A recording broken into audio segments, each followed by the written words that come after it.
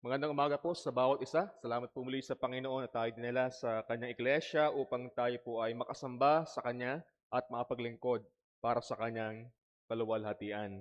At ngayon pong umaga tayo po ay makapakinig na ng ating pangaral at bilang panimula, kung tayo po ay updated sa balita, sa mga pandaigdigang balita ngayon, makikita po natin kung gaano unstable ang mundo.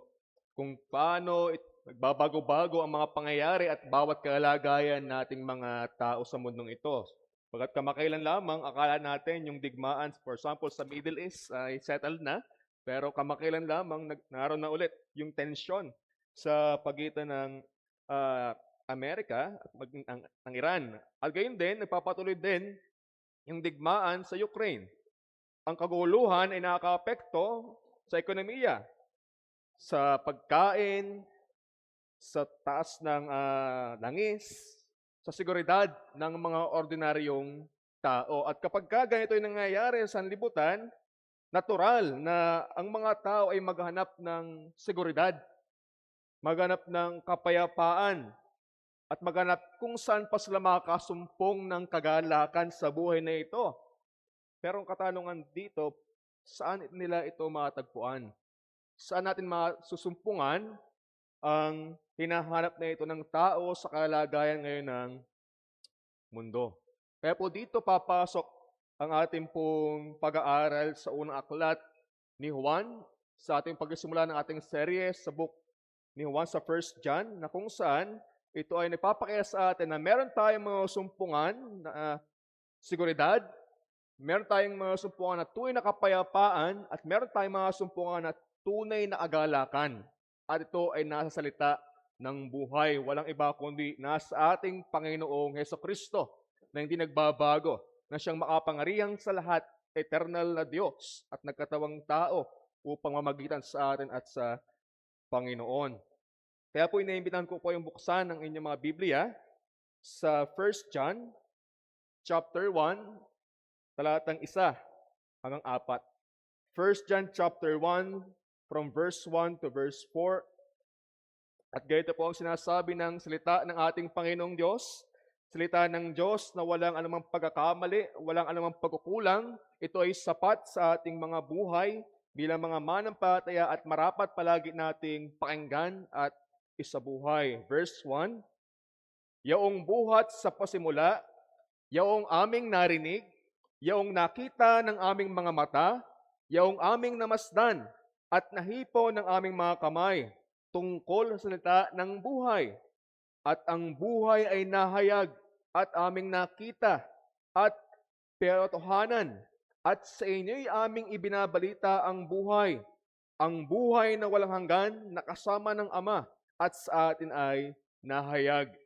Yaong aming nakita at narinig ay siya rin naming ibinabalita sa inyo upang kayo naman ay magkaroon ng pakikisama sa amin.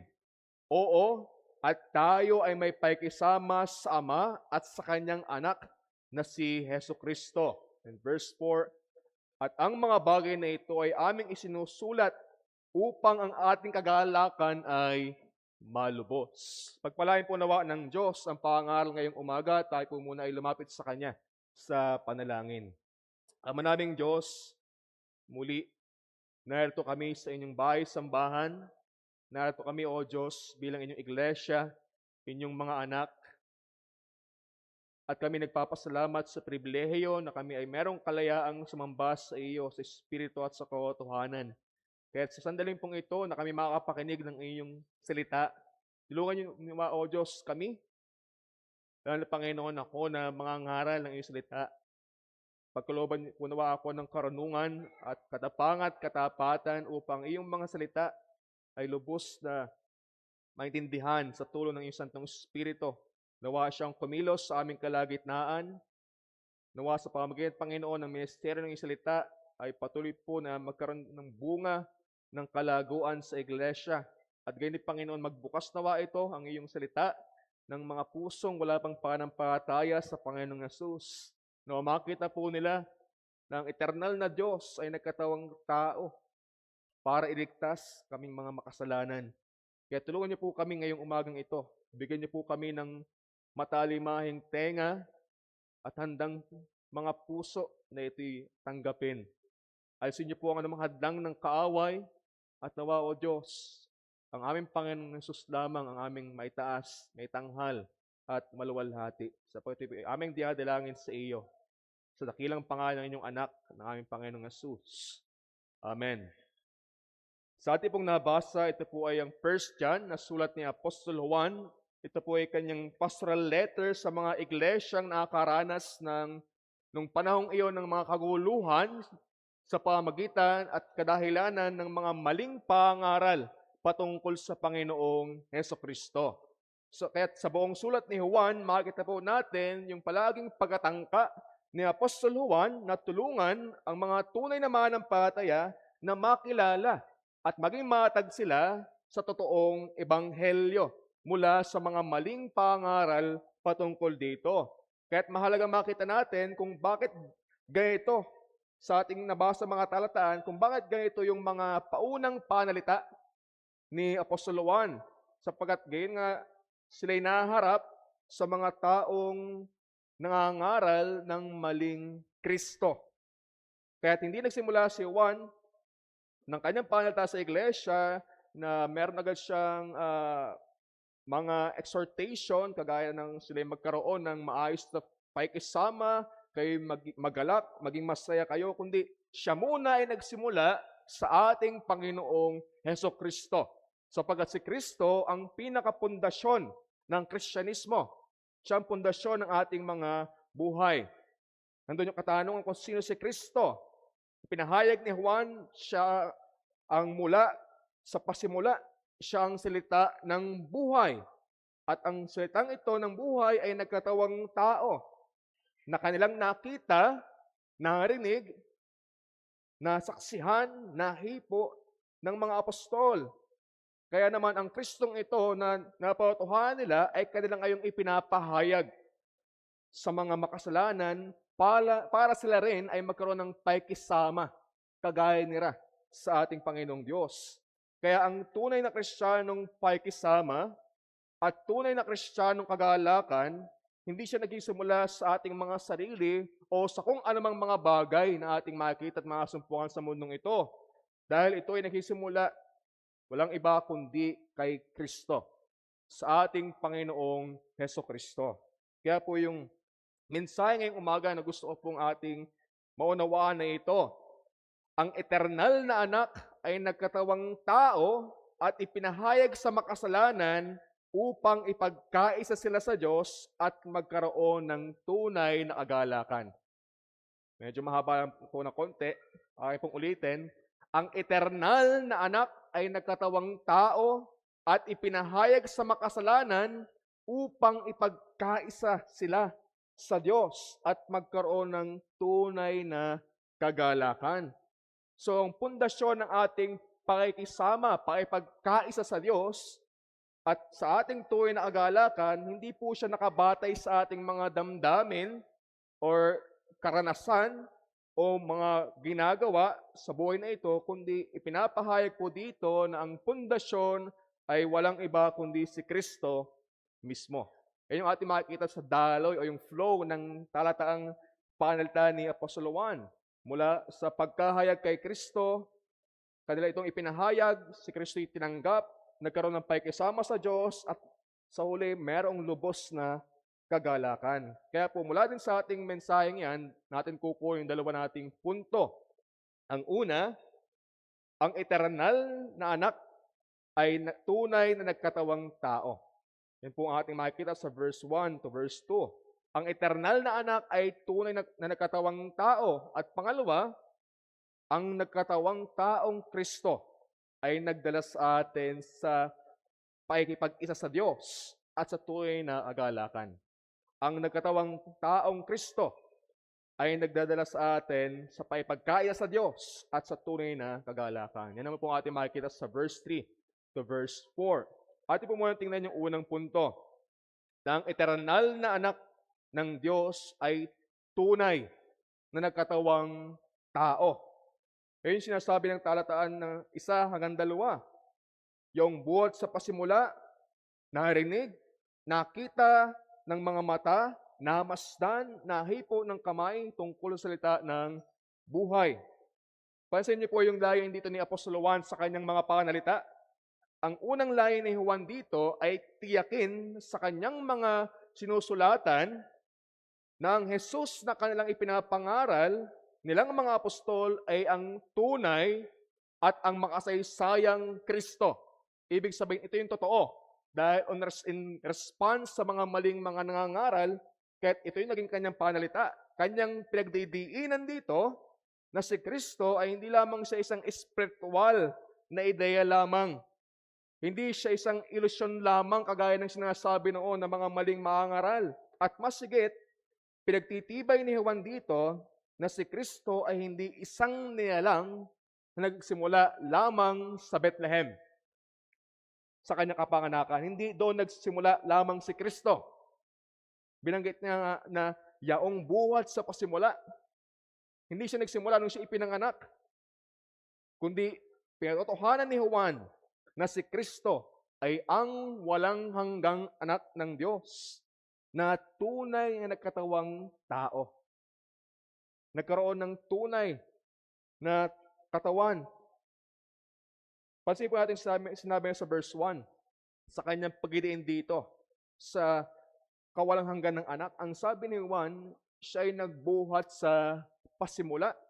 Ibig sabihin, ito'y tumutukoy sa pre-existence ng ating Panginoong Jesucristo, na siya ay umiiral na bago pa man ang nilikha ng Diyos. Naroon na si Kristo, kasama ng Diyos sa kanyang pag-create ng lahat. Pwede nga natin itong ihambing sa sinasabi din ni Juan sa kanyang sulat sa John, chapter 1, verse 1. Sinasabi daw, ng pasimula ay siya ang berbo. At ang berbo ay sumasa Diyos. At ang berbo ay Diyos. Yan yung idinidiin niya dito sa kanyang sulat naman sa 1 John. So, ibig sabihin, malinaw na hindi sinasabi ni Juan na ang Kristo ay nagsimula lamang sa Bethlehem, sa kanyang kapanganakan. Sapagat si Kristo ay umiiral na bago pa man ang creation, ang paglikha. Ibig sabihin po diyan, una si Kristo sa liwanag at kadiliman. Una si Kristo sa kalawakan o kalangitan. Una si Kristo sa lupa at karagatan. Una si Kristo sa araw, buwan at mga bituin. Una si Kristo sa mga hayop sa dalampasigan at sa hayop sa himpapawid. Una si Kristo sa hayop sa lupa at maging sa ating mga tao. Na ang walang diyan na pinagdidiinan niya talaga yung pagkawalang hanggang ng ating Panginoong Jesus. At ang eternal na anak na ito ng Diyos ay dumating na sanlibutan at nagkatawang tao. Kung ating talagang pag-inilay-nilayan ang bagay na yan, napakadakilang bagay ang ginawa ng ating Panginoong Diyos para tayo ay iligtas. Yung eternal ay nagkatawang tao na mayroong mga hangganan. At hindi po ito parang gawa-gawa lamang ng mga apostol. Pansin niyo yung daloy ng kanyang panalita. Ang sabi ni Juan, kanilang narinig. Narinig mismo nila ang Panginoong Yesus. Ibig sabihin, hindi po ito simpleng pagtanggap lamang ng balita patungkol kay Kristo. Na meron silang parang narinig lamang na alingaw-ngaw patungkol kay Kristo. Hindi po ganon. Ang pag sinabi niyang narinig mismo nila mula kay Kristo. Na parang sila mismo yung audience, sila yung kinakausap mismo ng ating Panginoon. Ito yung kanilang binabanggit. Ang mga apostol ay literal, na nakarinig kay Jesus na nagturo, nangaral, nanalangin, nagsalita patungkol sa Diyos Ama, nagsalita patungkol sa kaligtasan. Yan po ang binabanggit ng mga apostol. At di lamang po siya huminto sa kanilang narinig mula kay Kristo, kundi nakita ng aming mga mata. So ito ay patuloy na pagpapatibay ng katotohanan patungkol kay Kristo. Narinig at ngayon, nakita ngayon ang aming mga mata. Nangangahulugan na mukhaan nilang nakita ang eternal na anak ng Diyos na nagkatawang tao. Hindi lamang sila basta nakarinig ng impormasyon tungkol kay Kristo, kanila itong nakita. Kanila siyang nakita. Nakita nila ang kanyang katawan. Nakita ito ng mga apostol. Nakita ng mga apostol ang kanyang mga miracles, ang kanyang mga paghihimala.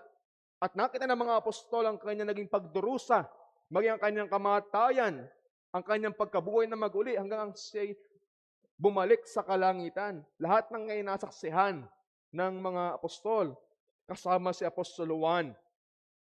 At di lamang yon, narinig, nakita, pansin niyo yung pangatlo, kanila itong namasdan. Pag sinabing namasdan, hindi lang siya parang isang sulyap mo lamang nakita.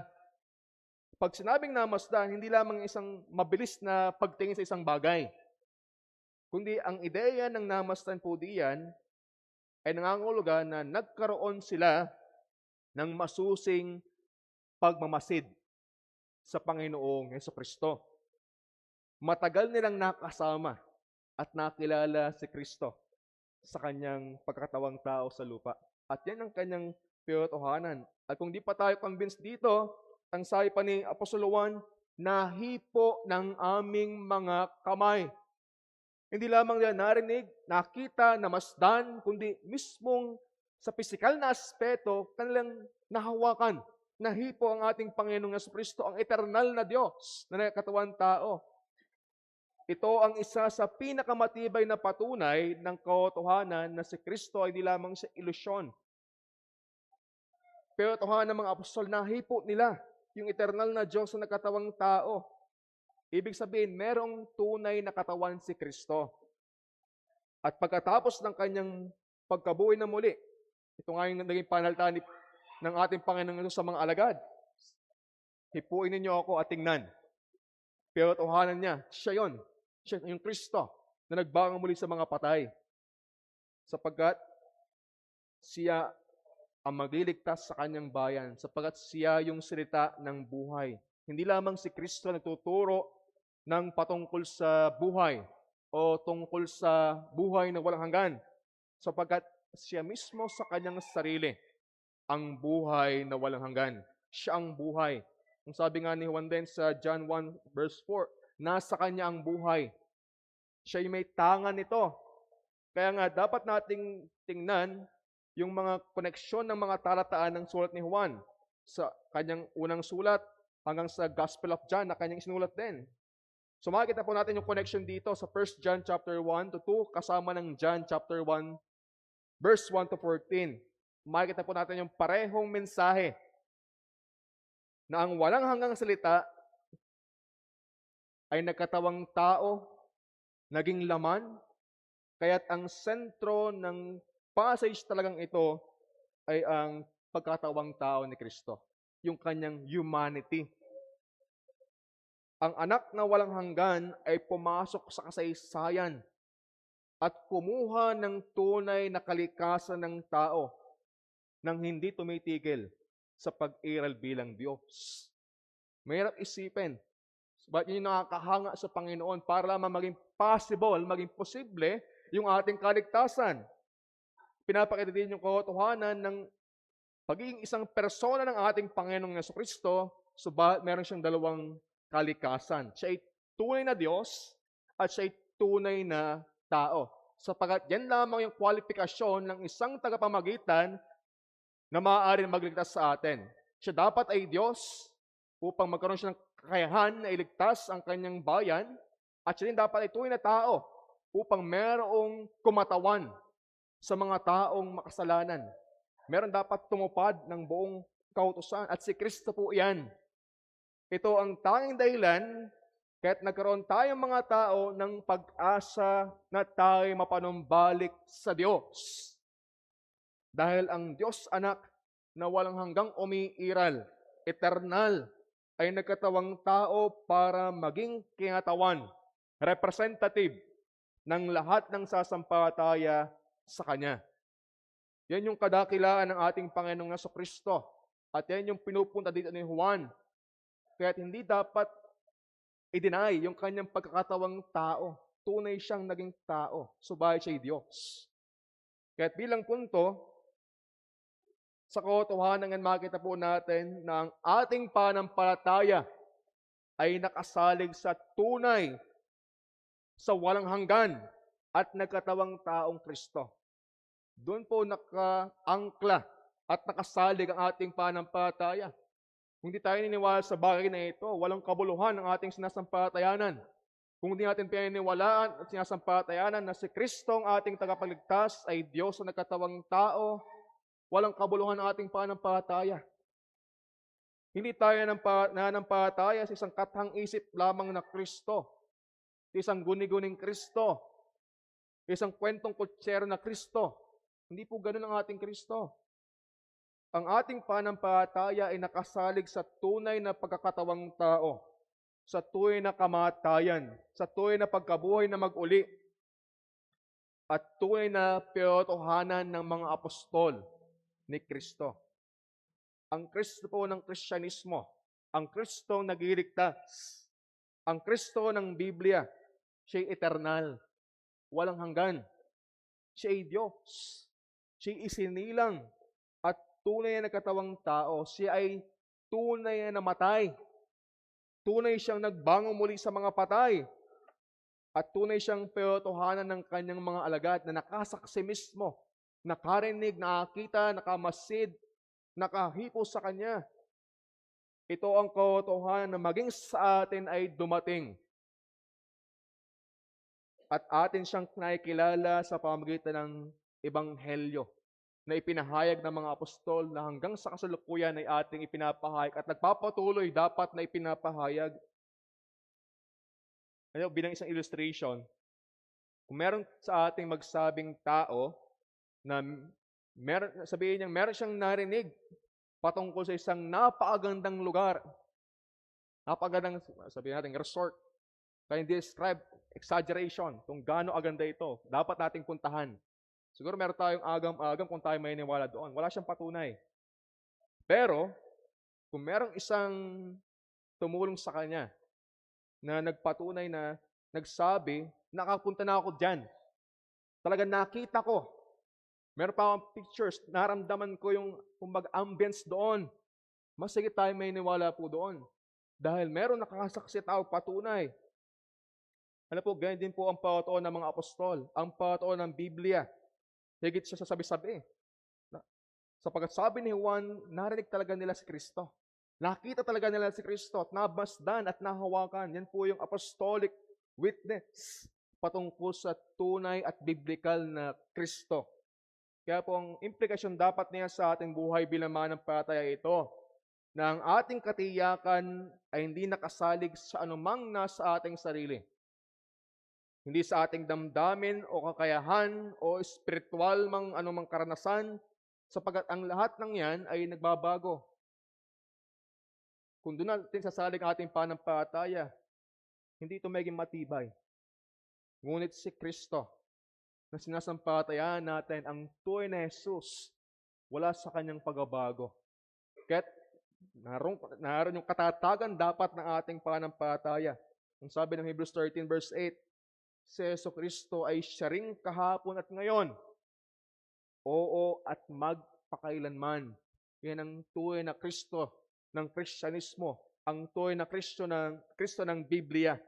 Kaya ang mahalaga po natin tandaan dito, yung kanyang humanity, yung kanyang pagkakatawang tao, yan po ay mahalaga sapagkat kasama yan sa buong gawa ni Kristo. Kung hindi siya nagkatawang tao, wala tayong anumang pag-asa ng kaligtasan. Ang anak ay nagkatawang tao upang ating maging tagapamagitan. Mailapit tayo sa Diyos. Siya nagkatawang tao upang ating siyang maging kinatawan, representative, maging ating siyang katwiran upang tayo makalapit sa Diyos at tanggapin, ariing matuwid dahil ang kanyang perpektong katwiran. Siya ay tunay na namatay, kapalit sa kahalili ng mga makasalanan upang tayo mapatawad sa lahat ng ating kasamaan. Nabuhay siya mag-uli upang ipakita na pinagtagumpayan niya ang kamatayan, kasalanan at ang kaaway upang tayo kanyang madala sa Panginoong Diyos. Sabi nga po ni John Calvin, Ang ating buong kaligtasan at lahat ng bahagi nito ay nasaklaw ni Kristo. It's all about Christ. At walang anuman tayong ambag sa ating salvation. Lahat yan ay isinakatuparan ng ating Panginoong Yesus. Kaya't ang panawagan po sa ating lahat, na atin lamang kilalanin at paniwalaan sampatayanan ang Kristo na ipinapahayag lamang ng Biblia. Kung meron tayong Kristo na nasa ating kaisipan, subalit hindi nakabatay sa banal na kasulatan, hindi yun ang Kristo ng Biblia. Hindi yun ang tunay na Kristo. Kaya marapat natin siyang kilalanin kung paano siya ipinahayag. Huwag tayong gumawa ng sarili nating Kristo na aayon lamang sa ating sariling kagustuhan, aayon sa ating sariling mga preference. Hindi sapat po na magkaroon tayo ng Jesus na para lamang sa ating sarili, nakabatay, merong bias, na kung saan sabihin natin, para sa akin, si Kristo ay ganito. Sa tingin ko, si Kristo ay ganito. Ganito o ganyan. Kundi ang dapat na maging ating tingnan, sino ang Kristo na sinasabi ng banal na kasulatan? Atin ba talagang sinasampatayanan si Kristo na ipinahayag sa banal na kasulatan? Kahit yung katanungan sa atin, marahil meron kang pagkilala kay Kristo, pero iyan ba ang Kristo ng Biblia? Kaya't huwag po tayo makontento sa pagkakaya natin kay Jesus hanggat hindi mo ito nakikita na ipinapahayag ng salita ng Diyos. Kaya bilang babala sa atin, sa ating panahon ngayon, modernong panahon, modern Christianity, modified Christianity, maraming mga Jesus ang ipinapangaral. Merong Kristo na tagapayo lamang. Merong ngayong ipinapangaral ni Jesus na bilang moral teacher lamang, para maging mabuting tao lamang. Ngayon ay merong Kristo na tagapagbigay lamang sa iyo ng mga pagpapala sa buhay. Ngayon ay merong Kristo na tagapag-ayos lamang ng iyong problema. Meron ngayong Kristo na tagapagpagaling lamang sa karamdaman. Meron ngayong Kristo na tagaabot lamang ng pangarap mo sa buhay.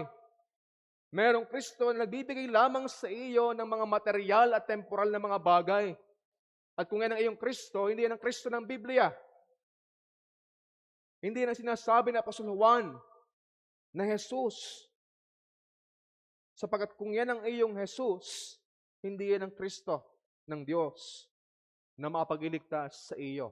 Hindi yan ang Kristo makapagdadala sa iyo sa Diyos. Hindi yan ang Kristo na makapagpapanumbalik sa iyo sa relasyon sa ating Panginoong Diyos. Kaya't ang tanong sa atin, ating tanong sa ating mga sarili ito, sa bawat isa, ang Kristo bang iyong kinikilala at sinasampatayanan ay ang tunay na Jesus? Meron ka bang katiyakan na yung ngayon mong kinikilalang Jesus ay siya'y tunay? Siya nga ba ang Kristo ng Biblia? Siya ba yung Kristo na makapagliligtas sa iyo sa iyong kasalanan? Kahit yun po yung hamon sa atin. Tiyakin mo na ang tunay na Kristo ang iyong sinasampatayanan. Magkamali na tayo sa lahat ng mga bagay. Pero kapag tayo nagkamali sa Jesus ng Biblia, matinding discouragement ang ating tatamasahin. Sapat kung hindi si Kristo ng Diyos ang iyong sinampatayanan, ito'y magdadala ng walang hanggang kapahamakan at hindi kaligtasan.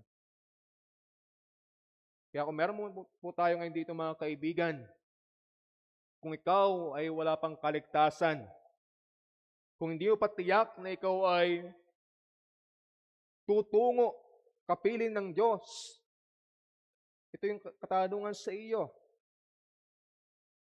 Meron ka na bang Kristo ng Biblia?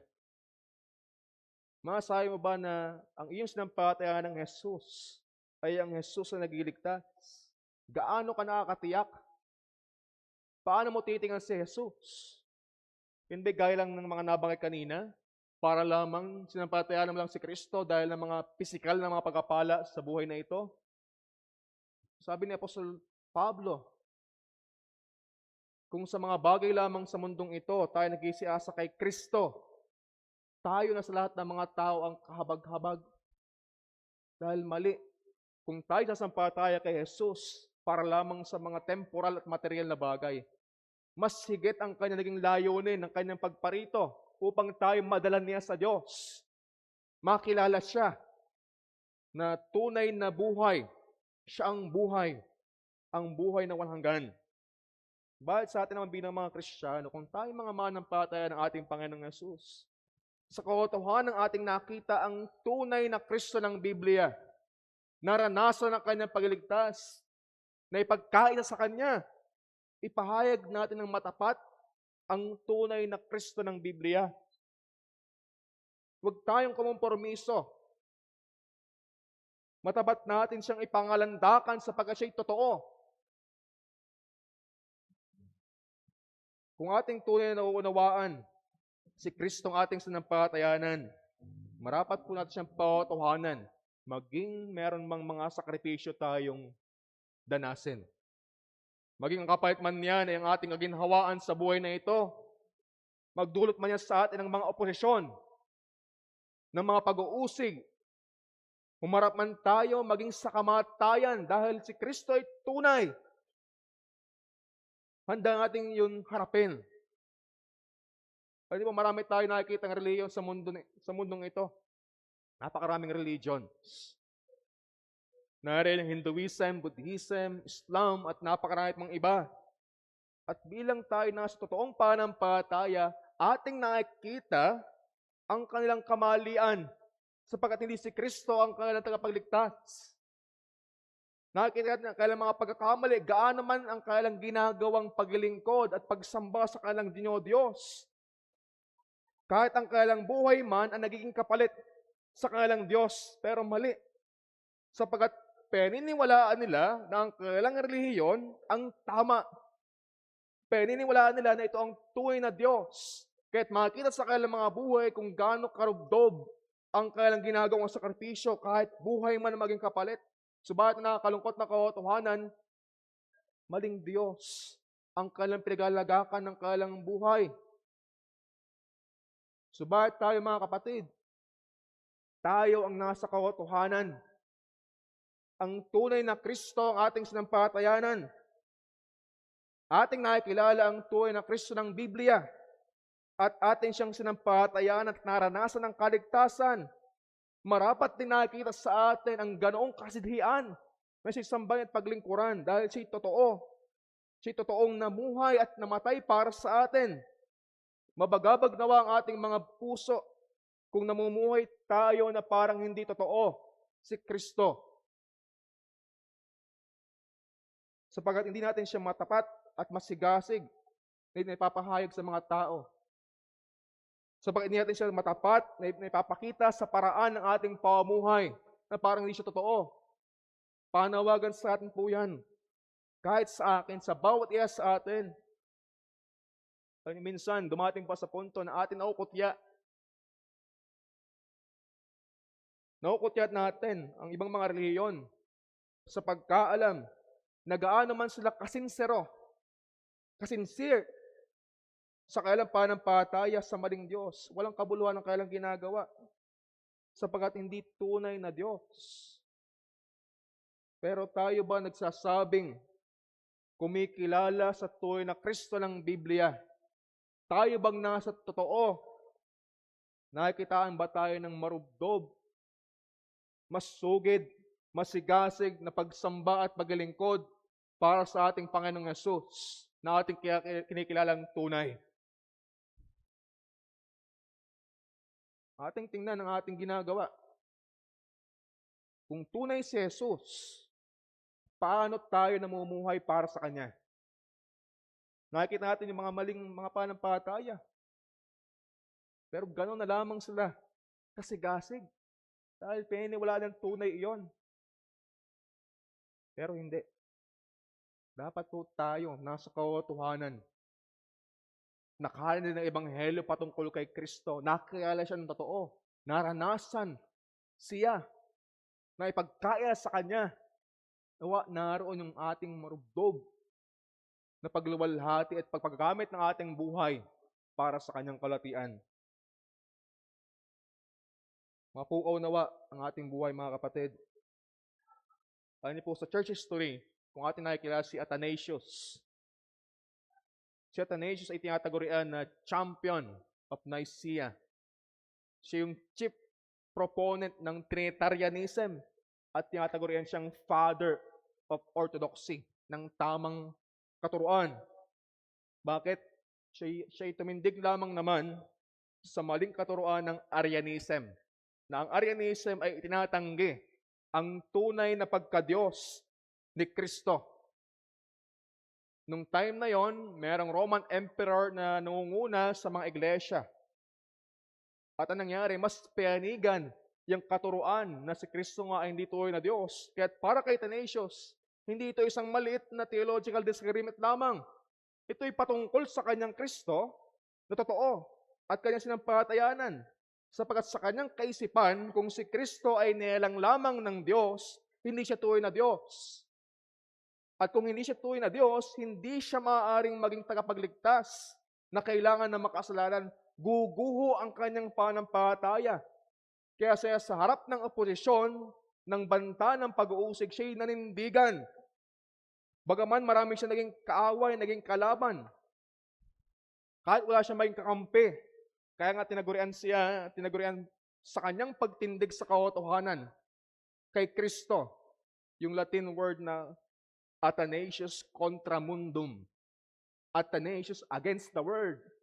Kasi kahit marami sila na kanyang nilalabanan, alam niya, totoo ang kanyang panampalataya. Si Kristo ang tunay na Diyos. Kanya itong isinulong.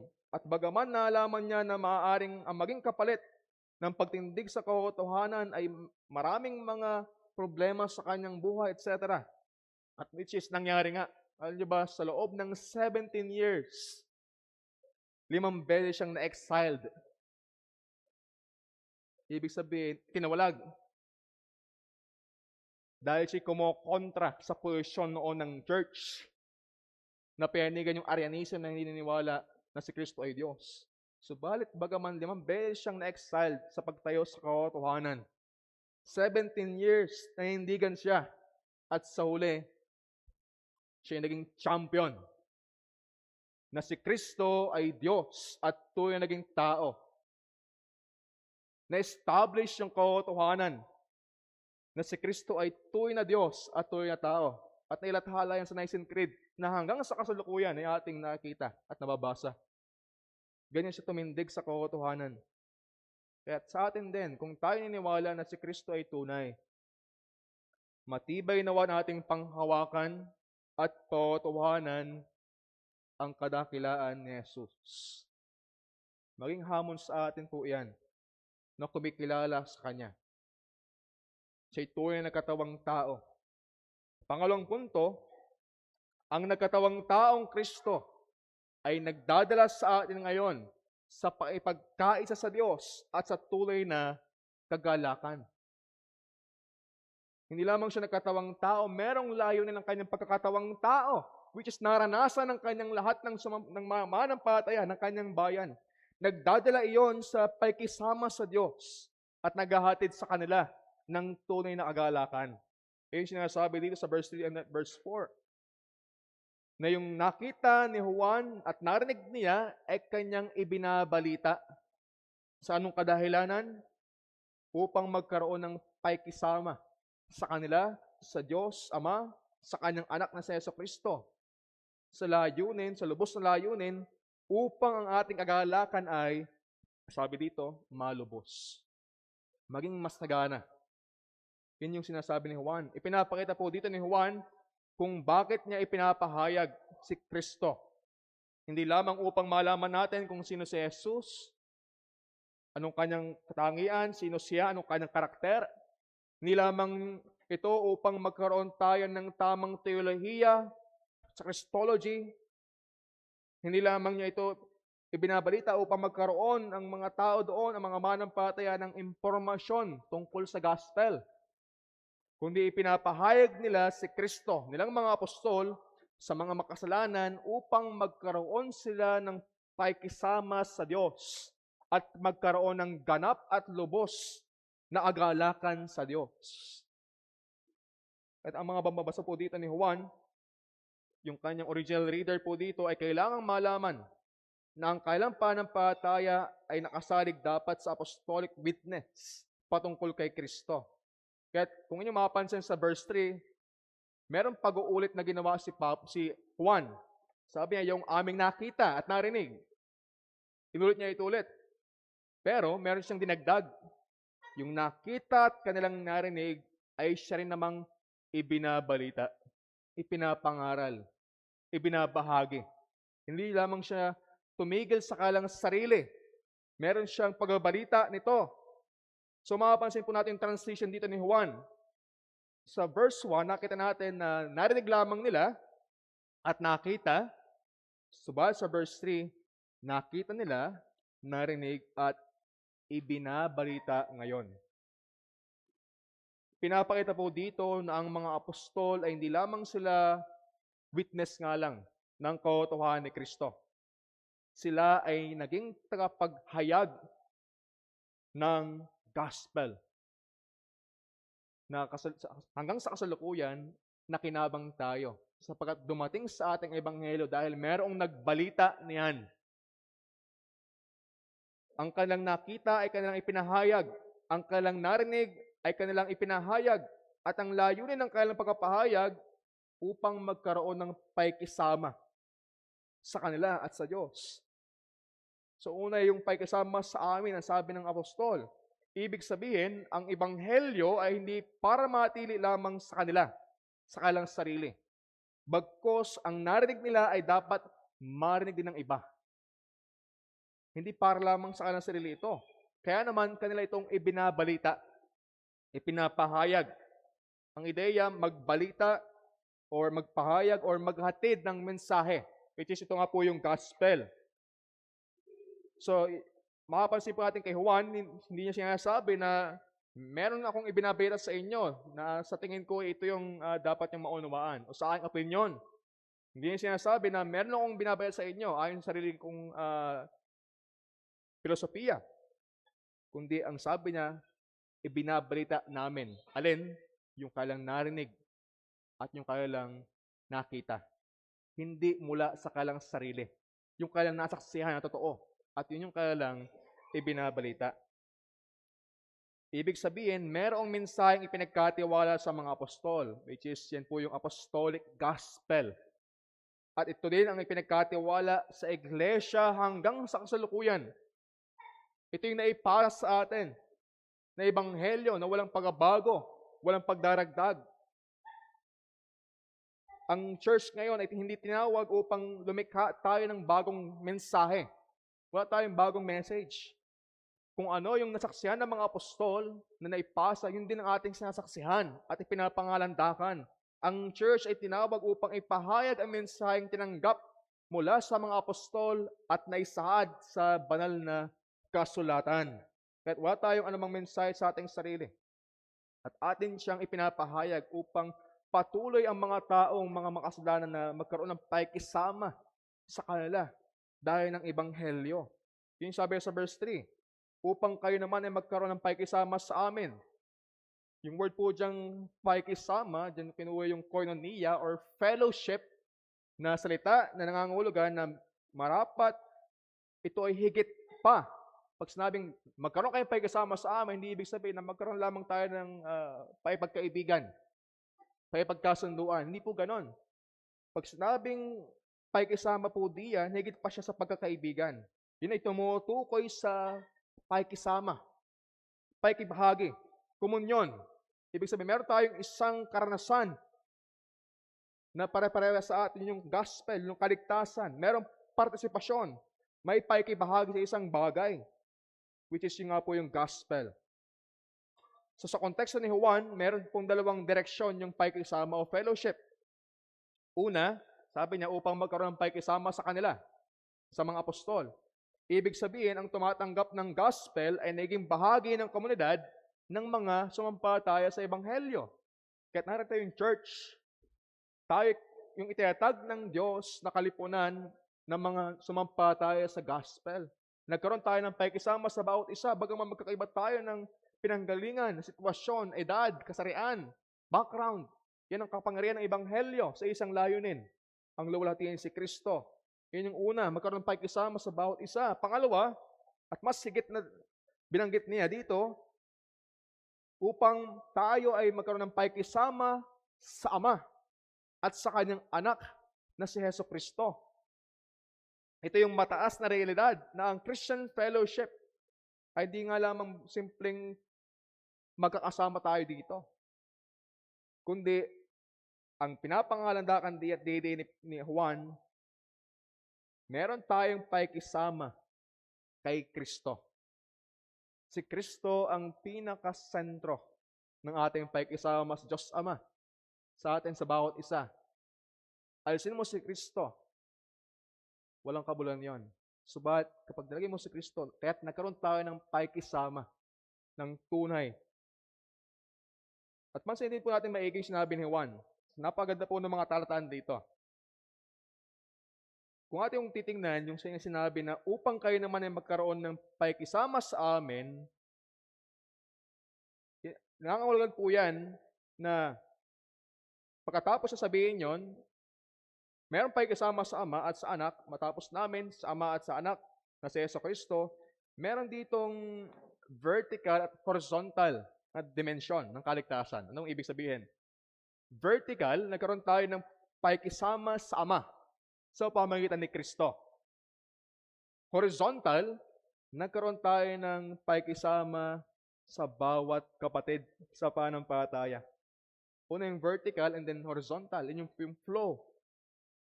Kaya't nagkaroon tayo ng talagang matibay na fellowship. Hindi sa anumang mga bagay, kundi dahil ni Kristo. Kaya hindi maaaring sabihin ng isang Kristiyano na iniibig niya si Jesus, pero ayaw niya sa church.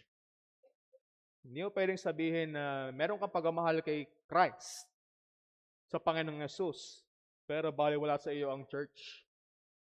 Kasi yun po palagi, meron siyang vertical at horizontal na nagawa sa atin na pakikisama. Kung meron kang pakikisama sa Diyos, meron ka dapat pakikisama sa iglesia. Na kanyang itiyatag na kalipunan ng mga manampalataya. Yun yung ating makikita po dito. At pansin po natin ulit, yung sinabi ni Juan, yung pakikisama sa Ama at sa Anak, meron ditong pinakamataas na pinupunto siya. Hindi sinabi dito ni Juan na yung kailang pakikisama ay parang isang reliyosong organisasyon lamang o kaya isang tradisyon lamang, kundi yung kailang pakikisama ay sa Ama at sa Anak. Ibig sabihin dito, malinaw na ipinapakita ni Juan yung ultimate blessing ng salvation. At ano yon? Ang Diyos mismo. Yung pinaka-benepisyo at pinaka-pagpapala ng kaligtasan ay ang Diyos mismo na niligtas sa atin. Hindi ang anumang mga bagay. Yan yung kanyang dinidiin dito, kaya kanyang inuulit-ulit yung mga pangalita. Subalit minsan, nagiging mababaw ang pagtingin sa salvation na itinuuwi lamang sa hindi pagpunta sa impyerno. Hindi po yun ang kaligtasan. Hindi lamang doon nakabase ang kaligtasan. Hindi lamang yun ang mensahe ng kaligtasan. Ang salvation ay hindi ka lang mapunta sa impyerno. Na para naging neutral ka lang. Mapunta ka lang sa langit. Dapat nating makita na ang ultimate blessing ng salvation ay ang Diyos mismo. Yan yung ginawa ni Kristo. Madala tayo sa Diyos. Meron itong katotohanan, yung hindi man talaga tayo mapunta sa impyerno pag tayo naligtas. Subalit hindi yan yung buong picture ng salvation. Sabi nga ni Pedro sa kanyang sulat, 1 Peter 3 verse 18, sapagat si Kristo man ay nagbataring minsan dahil sa mga kasalanan, ang matuwid dahil sa mga hindi matuwid, sa anong dahilan? Upang wag lang tayo mapunta sa impyerno? Anong sabi ni Pedro? Upang tayo'y madala niya sa Diyos. Ang isang makasalanan nagkasala sa Diyos, naputol ang relasyon sa Diyos, ang pinakalayan ng gospel, yung makasalanan iyon ay madala, mapanumbalik sa Diyos mismo. Hindi lamang mapunta sa isang lugar ng kapahamakan, kundi makapiling ang Diyos mismo. At yan yung hinahangad ng bawat tunay na mananampalataya. Hindi tayo nagagalak, hindi lamang tayo pupunta ng impyerno. Tayo nagagalak dahil makakapiling natin ng Diyos. Si Kristo ang nagdadala sa atin sa Diyos. Kaya bilang point, ang tunay na kaligtasan ay hindi lamang pagtanggap ng mga pagpapala mula sa Diyos, ito ay pakikisama sa Diyos mismo sa pamamagitan ni Kristo. Ito ang dapat nating tandaan. Hindi lamang tayo iniligtas. Meron sa ating pinaghanguan. Meron sa ating pinag-alisan. Iniligtas ng Diyos ang isang makasalanan. At meron itong pinutunguhan na pagdadalahan ng Diyos. Niligtas niya tayo mula sa kasalanan, sa kasamaan, sa kahatulan, sa walang hanggang kapahamakan. Patungo sa Diyos, sa pagkakasundo sa Kanya. Pagkakakup sa atin ng Diyos, paipagkomunyon sa Diyos, pagkakaroon ng buhay na walang hanggan, at ng walang hanggang kagalakan sa Kanya. Yung mapansin, dapat natin makita yung picture ng salvation. At dahil dyan, sabi sa verse 4, yan yung mga katotohanan at pangako upang ating kagalakan ay malubos. Yan yung ating pinaka-source ng joy, ng agalakan. Ito ang isa sa pinakamagandang resulta ng gospel. Ang layunin ay malubos ang ating kagalakan dahil makakapiling natin ng Diyos. Ibig sabihin, ang tunay na Kristiyanong kagalakan ay nagmumula sa pakikisama sa Diyos sa pamamagitan ng Kanyang anak. Hindi tayo nabase, yung ating kagalakan hindi nakabatay sa ating sarili o sa kung anumang mga bagay na may bibigay ng mundo. Sapagkat yun ay temporal lamang. Yung ating kagalakan ay palaging nagmumula dahil nagkaroon tayo ng pakikisama sa ating Diyos dahil ni Kristo. Kaya naman, masasabi natin sa buhay nating Kristiyano, kahit tayo dumanas ng mga pagdurusa, meron man tayong mga pagsumakit, kalumbayan, pagluha, disappointments, pagkawala ng mga mahal sa buhay, persecution, marami pang mga ibang bagay na ating maranasan sa buhay na ito. Sa ilalim ng lahat ng ito ay meron tayong hindi nawawalang kagalakan dahil ang kagalakang iyon ay nakaangkla kay Kristo na hindi nagbabago. Ano man ang mangyari sa mundo, at yun po yung source ng ating kagalakan bilang mga manampalataya. Dahil si Kristo ay sa atin at tayo ay kay Kristo. Ating palaging balikan ang katotohanan ng iyon. Yung ating union with Christ. Naging kaisa natin si Kristo. Magdadapat sa atin ng malabis agalakan. Ang sabi nga ni Juan sa kanyang sulat sa Gospel, John 15 verse 11, ang mga bagay na ito ay sinalita ko sa inyo upang ang aking kagalakan ay mapa sa inyo at upang ang inyong kagalakan ay malubos. Kanyang paulit-ulit na ito binabanggit sa kanyang mga sulat. Dahil yun ang pinagbumulan talaga ng ating joy. Makita po natin dito yung parehong tema na kay Kristo, meron tayong pakikisama sa panatili sa Kanya, sa pagkaya sa Kanya na palagi magresulta ng kagalakan ay hindi kumukupas. Kaya yung ating kagalakan bilang mga nampakataya, hindi siya pangunahing naka-angkla sa ating mga circumstances, sa ating mga kalagayan. Yan po ay nakasentro kay Kristo. Sapagat siya ang pinagmumula ng tunay na joy. Ang biblikal na agalakan ay hindi lamang pagiging masaya kapag maganda ang iyong buhay. Ang biblikal na agalakan, hindi lamang siya nakabatay sa mga positibong bagay na nangyayari sa ating buhay. Ito ay dahil makita natin na tayo ay sa Diyos. Doon nakabatay ang ating galak. Nakabatay kay Kristo. Sapat sa Kanya, tayo pinatawad, tayo tinanggap, pinagkalooban ng buhay na walang hanggan, at hindi kailanman iiwan ng Diyos. Kaya naman po, maaaring dumaan tayo mga Kristiyano sa mga mapait na karanasan sa buhay at magkaroon pa rin ng kagalakan. Maaari tayo magdusa at magkaroon ng agalakan. Maaaring mawalan tayo ng mga ari-arian, subalit meron pa rin kagalakan. Maaari tayong magkasakit, mawalan ng kalakasang ito, ng buhay, ultimo ng ating sariling buhay, subalit may kagalakan na nagpapatuloy. Dahil ang pinakamahalagang kayamanan ay hindi nagbabago dahil ito ay si Kristo, ang ating Panginoong Hesus. Ano bilang isang ilustrasyon, isipin niyo pong isang anak na matagal nang nahiwalay sa kanyang magulang. Dahil yung kanyang magulang ay nag-abroad, ng ibang bansa. Sa loob ng napakatagal na panahong iyon, dumating yung pagkakataon na uuwi na yung mga magulang ng bata. Sa pagdating ng kanyang mga magulang, may dadalang silang mga pasalubong sa kanilang anak dahil na-miss nila ito. Matagal na hindi nakasama. May dala silang mga bagong damit, pera, pagkain, chocolates, marami pa, ibang mga bagay o regalo. Ito yung magdudulot pumihado o sigurado talaga na magiging masaya ang kanyang mga anak dahil ng mga bagay na yon. Pero, kung tayo dedirekta sa bata, kung siya'y tatanungin kung ano ang pinakamahalagang bagay na natanggap niya sa pag-uwi ng kanyang mga magulang, hindi niya sabihin na ang mga bagay na ibinigay sa kanya, kundi ang pagbabalik ng kanyang mga magulang. Ganun din po ang ebanghelyo. Maaari tayong tumanggap ng kapatawaran, kapayapaan, buhay na walang hanggan, pagkukupkop, mga pagpapala. Ngunit ang pinakamahalagang regalo para sa ating mga Kristiyano ay ang Diyos mismo. Kaya nga tayo bilang mga manampalataya, patuloy nating iniintay yung huling araw na kung saan isasakatuparan ng Diyos yung kalubusan ng kaligtasan dahil makakapiling natin ang Diyos na niligtas sa atin. Ang Diyos mismo ang layunin. At yun po marapat ang ating kinapapanabikan sa ating buhay.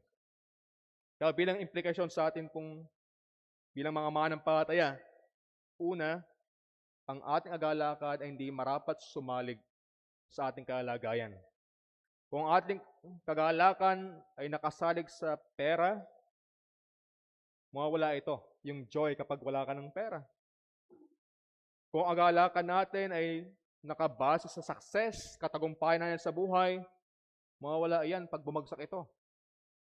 Kung yung ating agalakan ay nakabatay sa ating relasyon, sa ating kapwa, sa mahal natin sa buhay, mawawala yan kapag ikinasaktan. Ngunit kung ang ating agalakan ay kay Kristo nakasalig, hindi yan madaling maaagaw. Nino man. Pangalawang implikasyon, dapat din natin makita yung ating pakikisama sa church. Kaya't napakahalaga ng iglesia. Dahil ang gospel ay nagdadala sa atin sa pakikisama sa bawat isa.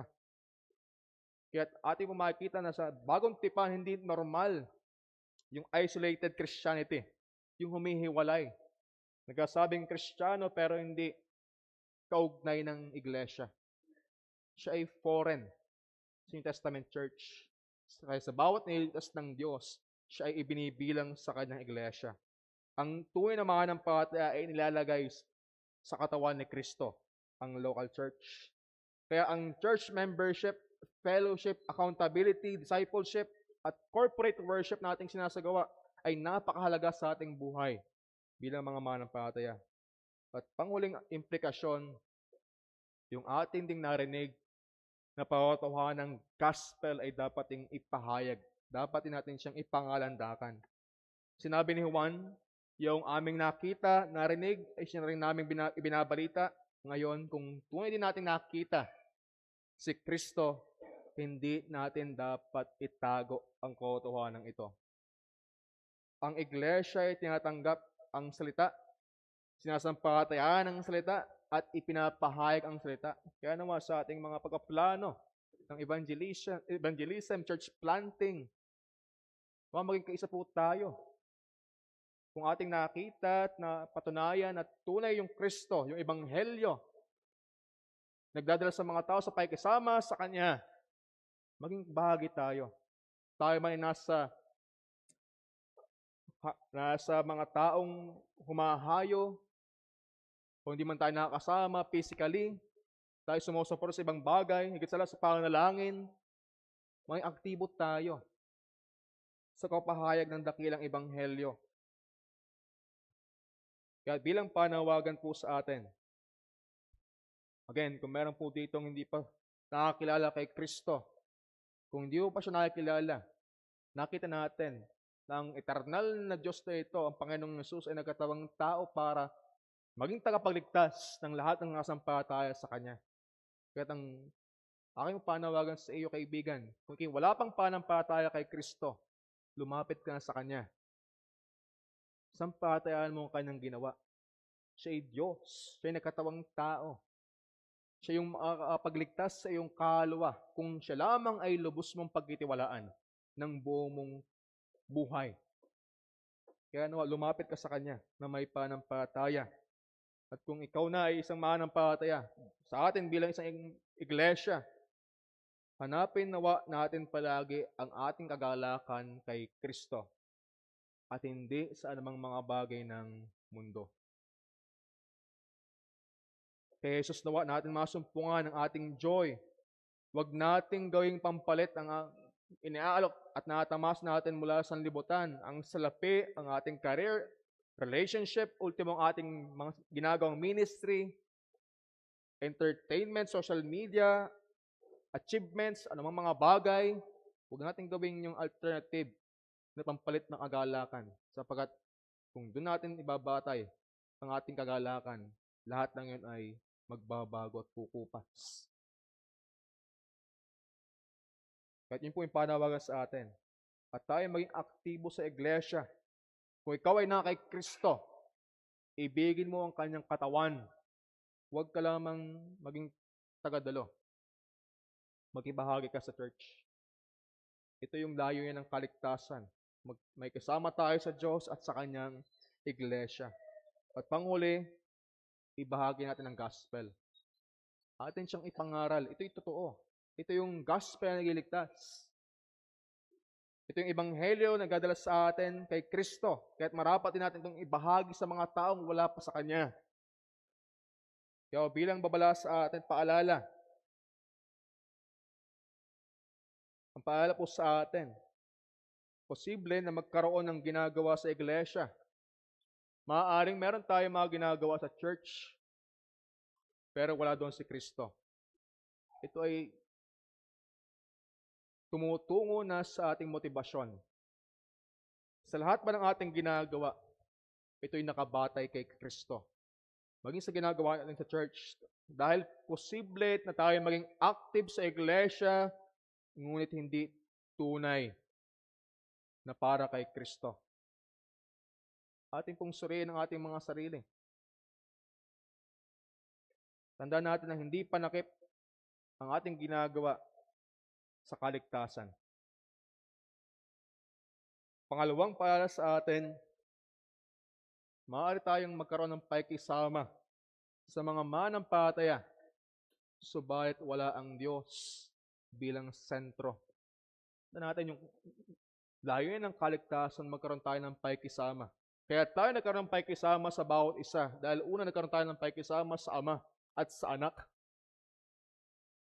Kaya't mag-ingat tayo na sa ating mga pakikisama, mga fellowship, wala ang Diyos.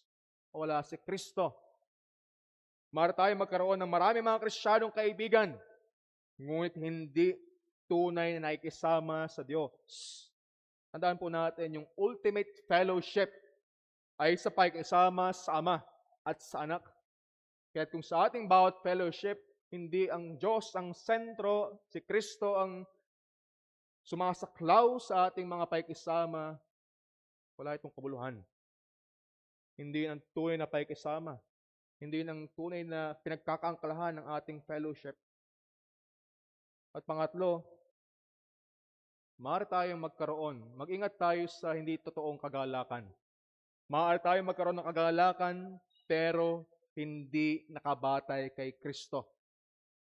Maaari magkaroon tayo ng pandaliang kasiyahan sa mundo. Ngunit palagi ang tandaan, ang tunay na kagalakan at pangmatagalang kagalakan ay naka kay Kristo lamang. Walang ibang papalit po dito. Kaya't palagi tayong manatili kay Kristo. Sumentro kay Kristo.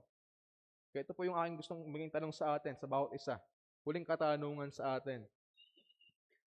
Ano ang pinagmumulan ng iyong kagalakan? Kung tunay mong susuriin ang iyong sarili at maging honest ka, sa iyong ikinagagalak ngayon, si Kristo ba ang dahilan? Kaya ang bawat isa sa atin nakakaalam ng kasagutan. Pero yun po ay marapat natin palaging tingnan. Na itama ang ating mga puso. Na palaging maging motibasyon ay ang ating Panginoong Yesus. Kaya bilang huling hamon sa atin, na maging sentro nawa ng iyong kagalakan ang pakikisama sa Diyos dahil ni Kristo. Maging sentro ng ating galak na tayo may pakikisama sa Diyos. Yan yung palaging mag-uudyok sa atin sa pagharap sa iba't ibang sitwasyon ng ating buhay, sa paglakad natin sa panampalataya upang maluwalhati ang Diyos. Kaya bilang konklusyon, malinaw po natin nakita sa ating passage sa palitan ni Juan, hindi lamang niya dito tinatanong kung narinig mo na ba ang tungkol kay Kristo, kundi ang tanong niya dito kung may pakikisama ka na kay Kristo. Hindi lamang po dito natanong kung alam mo na ang Ebanghelyo, kundi kung ang Ebanghelyo ba ay nagdala na sa iyo sa Diyos. At hindi lamang kung nagagalak ka ba saan, kundi kung si Kristo ba ang pinagmumulan ng iyong kagalakan. Sapagkat ang layunin ng Ebanghelyo na pinatotohanan ng mga apostol ay hindi lamang kaalaman tungkol kay Kristo, kundi paipagkaisa, paikisama kay Kristo na kung saan pinagmumulan ng ating malabis na kagalakan. Palagi po tayong bumalik kay Jesus. Palagi tayong sumalig sa Kanya. At kapag palagi natin siyang sinasalang-alang sa ating mga buhay, hindi tayo mawawalan ng kagalakan. At yan yung palaging tutulong sa atin para bumangon sa tuwing tayo bumabag sa kasalanan, magpatuloy na lumago sa kabanalan, patuloy siyang sambahin kahit tila mahirap sa ating buhay, paglingkuran siya, ialay ang ating buhay, lahat ng yan sa motibasyon ng ating pagtingin sa kadakilaan at kalatian ng ating Panginoong Jesus. Nawa, yun po ang maging sentro ng ating buhay, si Kristo na nagkatawang tao, na naging dahilan ng ating pakikisama sa Diyos. Tayo po'y manalangin. Ama naming Diyos, lubos po kami nagpapasalamat sa iyo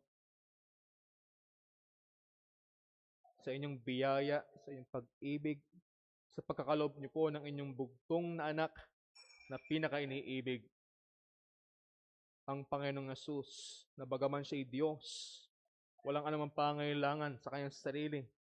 Siya'y perpekto. Hindi niyo kami kailangan, O Diyos. Subayat sa iyong pag-ibig, kami inyong nilingap, kami inyong iligtas, na ultimo ang tayong kaparaanan ay kailangan magkatawang tao ng aming Panginoong Yesus upang siya maging aming kinatawan. Siya yung nagdala muli sa amin sa iyo. At ito po yung batayan ng aming tunay na agalakan. Kaya nawa, O Diyos, tulungan niyo po kami bilang iglesia na palagi po kaming sumalig sa katotohanan ito. Alam po namin, O Diyos, na sa aming buhay, mayroong mga pagsubok. Maraming mga pagkakataon na aming nakakalimutan ng katotohanan ito. Subalit nawa sa amin po naging pangaral, ito po ay naging pananawa sa amin, naging pagsariwa sa kadakilaan ng aming Panginoong Yesus upang sa gayon mag-alab ang aming mga puso, upang siya'y katotohanan kahit maging buhay man namin ang maging kapalit. Ganyan, Panginoon, nialapit din po namin sa iyo ang aming mga bisita. Kung meron man po ngayon dito na wala pang panampalataya sa aming Panginoong Yesus, nawa sa liwanag ng iyong mga salita ay nakita po nawa nila na si Kristo ang tanging tagapagligtas ng makasalanan, sapagkat siya lamang ang sumunod ng perpekto sa iyong kalooban at siya lamang ang nagbayad ng perpekto sa kahatulan nito. Kaya nawa kayo pong kumilos sa kanila, ang isang tong Espiritu nawa ang magbago ng kanilang mga puso, maging matalimahin nawa sila sa Ebanghelyo. Tulungan niyo po sila, O Diyos. Kahit muli, Panginoon, Sa iyo lamang namin ito tinataas. Nawa ang iyong iglesia, ipatuloy yung kasangkapanin upang ang mensahe, Panginoon, na pinatutuhanan ng mga apostol na umabot sa amin hanggang sa kasalukuyan ay matapat naming may balita at may pahayag sa mga taong wala pa sa iyo, O Diyos. Kaya't muli, ang lahat ng papuri pa salamat ay sa iyo lamang. Sa pangalan ng aming Panginoong Jesus. Amen.